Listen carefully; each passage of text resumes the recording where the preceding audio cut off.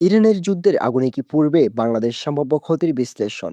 মধ্যপ্রাচ্যের উত্তেজনা দিন দিন বাড়ছে, বিশেষ করে ইরানকে ঘিরে সম্ভাব্য যুদ্ধ পরিস্থিতি পুরো বিশ্বের জন্যই উদ্বেগের কারণ হয়ে দাঁড়িয়েছে। অনেকেই ভাবছেন এই যুদ্ধ যদি শুরু হয় তাহলে বাংলাদেশ কি তার প্রভাব থেকে বাঁচতে পারবে। দূরের যুদ্ধ হলেও এর ঢেউ এসে লাগতে পারে আমাদের দেশেও। জ্বালানি তেলের দাম বাড়ার আশঙ্কা। ইরান মধ্যপ্রাচ্যের একটি গুরুত্বপূর্ণ তেল উৎপাদনকারী দেশ, যদি সেখানে বড় ধরনের যুদ্ধ শুরু হয় তাহলে বিশ্ববাজারে তেলের সরবরাহ কমে যেতে পারে।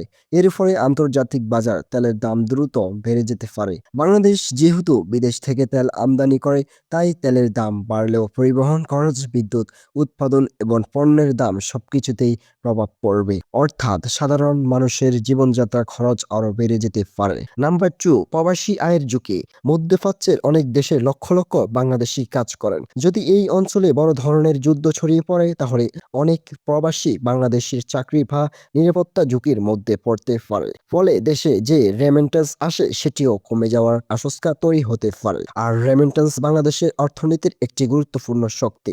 নাম্বার 3, আমদানি রপ্তানির সমস্যা। যুদ্ধ শুরু হলেও অনেক সময় সমুদ্রের পথে পণ্য পরিবহন ব্যাহত হয়। মধ্যপ্রাচ্যের গুরুত্বপূর্ণ জলপথগুলো যদিও ঝুঁকির মধ্যে পড়ে, তাহলে আন্তর্জাতিক বাণিজ্যের সমস্যা দেখা দিতে পারে। বাংলাদেশ যেহেতু অনেক কাঁচামাল বিদেশ থেকে আনে এবং তৈরি পোশাক বিদেশে পাঠায়, তাই বাণিজ্যের ব্যাঘাত ঘটলেও শিল্প খাতেও চাপ তৈরি হতে পারে। নাম্বার 4, বিশ্ব অর্থনীতির প্রভাব। যুদ্ধ সাধারণত শুধু একটি দেশের মধ্যে সীমাবদ্ধ থাকে না, এর প্রভাব পুরো বিশ্বের অর্থনীতিতে পড়ে। যদি বড় শক্তিগুলো এই সংঘাতের জড়িত পড়ে তাহলে বিশ্ববাজারে অস্থিরতা বাড়বে।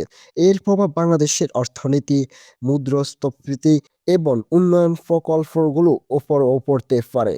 তাই বলা যায় ইরানের সম্ভাব্য যুদ্ধ শুধু মধ্যপ্রাচ্যের সমস্যা নয়, এর প্রভাব ছড়িয়ে পড়তে পারে পুরো বিশ্বের, এমনকি বাংলাদেশেও। তবে এখনো পরিস্থিতি পুরোপুরি যুদ্ধের দিকে গড়ায়নি। বিশ্ববাসী আশা করছে কূটনৈতিক আলোচনার মাধ্যমে উত্তেজনা কমে আসবে এবং বড় ধরনের সংঘাত এড়ানো সম্ভব হবে।